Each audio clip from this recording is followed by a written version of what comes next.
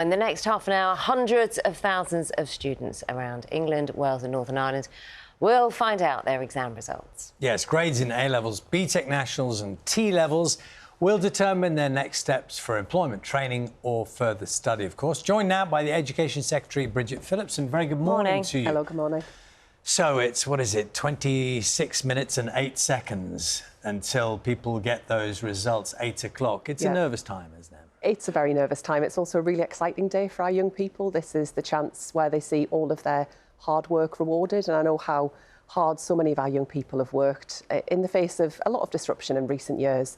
And they've shown amazing resilience and have had brilliant support from teachers and support staff in our schools and colleges. So I want to congratulate them for their hard work, and they'll find out very soon what their next steps are. And I think just to say there are lots of options there for our young people. So for those who perhaps fall a little short, there are still some great opportunities that are out there, whether that's university, an apprenticeship or going into the world of work. And there are lots of people that are there who can provide advice for the young people who need it. Now, in advance of the results coming out, as you say, shortly, we are saying, and I think it's coming from you, is that maybe the results are going back to pre-pandemic levels.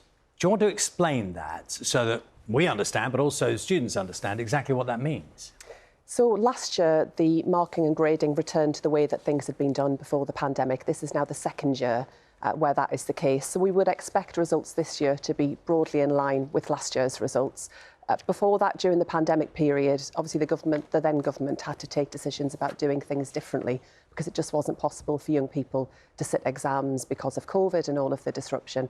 But this year, we've seen a return to, as we did last year, a return to the normal way of doing things, but also the pre-pandemic structures. And sorry, does that mean, in the simplest possible terms, you could expect the exam results to be better or worse? We would expect the results to be broadly in line with last year, which was the first year where they returned in England, where they returned to what it had been before the pandemic. So this year is a continuation of last year. We'd expect results to be broadly in line. I think, sadly, are they better or worse? It's hard to compare because of the different method of assessment that we'd seen, but it returns to the pre-pandemic, the kind of 2019 period. The period that then followed was a bit different because of it was centre assessed rather than it being the examinations that young people have been sitting, the assessments that they've been taking part in. I think, sadly, what we will see and what we've seen in recent years is an opening up of some of the gaps where it comes to regional inequality in our country. I expect, sadly, that trend might continue. That's something that has accelerated in recent years. So gaps between, for example, what young people in London and the South East might achieve compared to young people in the North East. And that's something that I'm determined to tackle, because I don't think where you're from should determine what you can go on to achieve. Why does that affect it? I think there are a range of reasons. Partly it's about what happens in our schools, and that's why I want to make sure that we've got a real push around teacher recruitment and retention. We've got big shortages in some subjects at the moment. Alongside that, some of those wider pressures that I know our families are experiencing. Child poverty is one issue that we've seen big rises under the last government where it comes to child poverty. We're determined to take action on that. Can I ask a question? Sorry, because I'm just kind of trying to put two and two together, and I may have got five. But during the pandemic, there were centre assessment examinations, right? And so the results, I think the implication is that the results were better, that the grades were better. And then post-pandemic, because they weren't that way, and you said last year, these results will be in line with last year, they were not centre assessment focused, so they were worse. That's the understanding I have.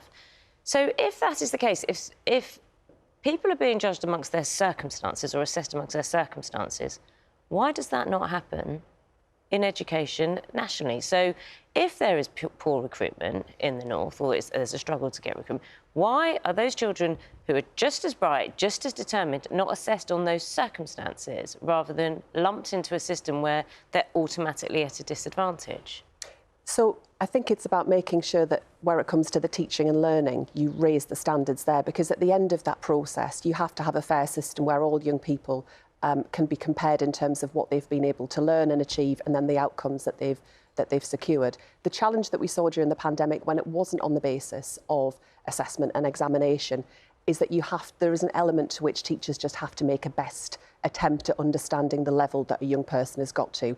It's why it is so important that we have exams in our system, because you do have that kind of secure base where you can be confident. It's not a level playing field, though.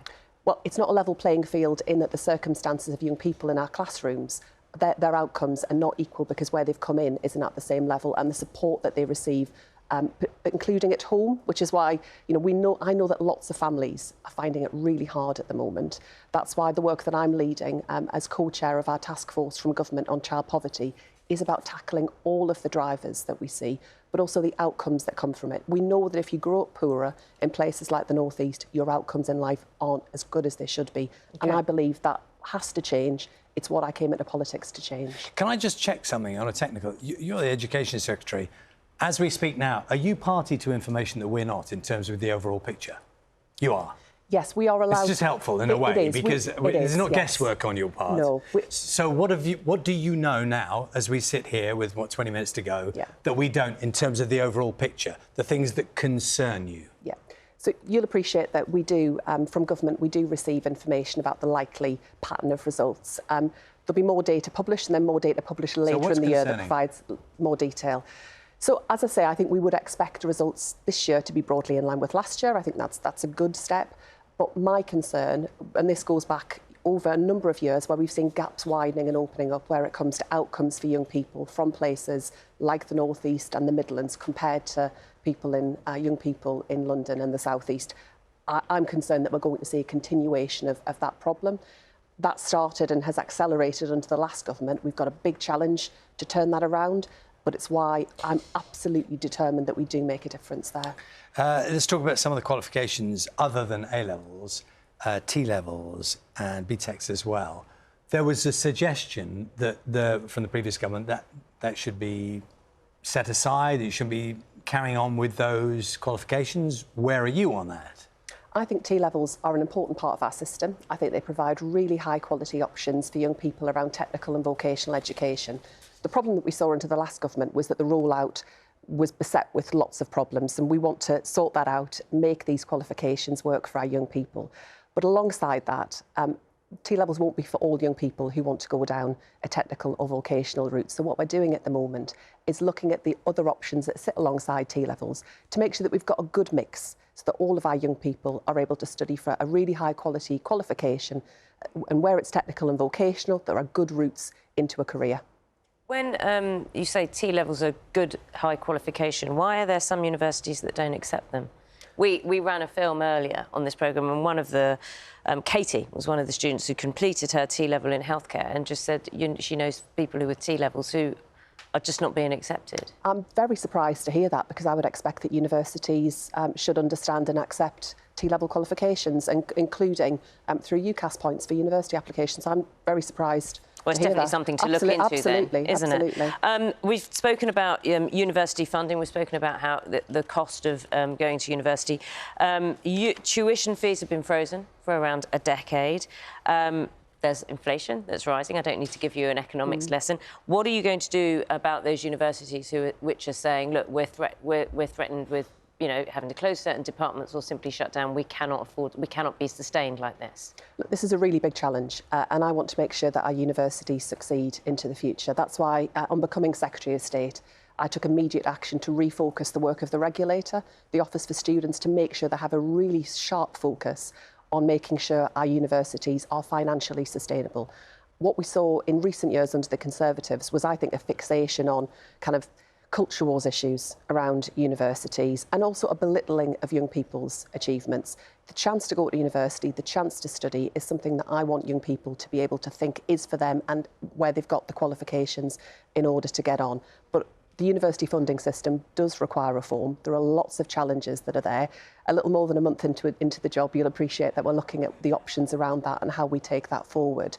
But I want our universities to succeed in our towns and cities. They are fantastic engines of growth. They provide brilliant jobs and opportunities for the wider community as well as for those students, including adults. And we're talking about young people today. It's the big day for them. But also, education isn't something that should end when you're 18. And I want to make sure there are good options for adult learners too. I can ask you a very simple question, might be a good time. Will your government, the new Labour administration, be spending more on education than the previous Conservative government. Do you know that? Well, we've got plans to raise additional money to put into our public services. So, for example, ending the tax breaks on private schools. So that does involve more money. I was hoping for quite a simple, will you be spending more money on education?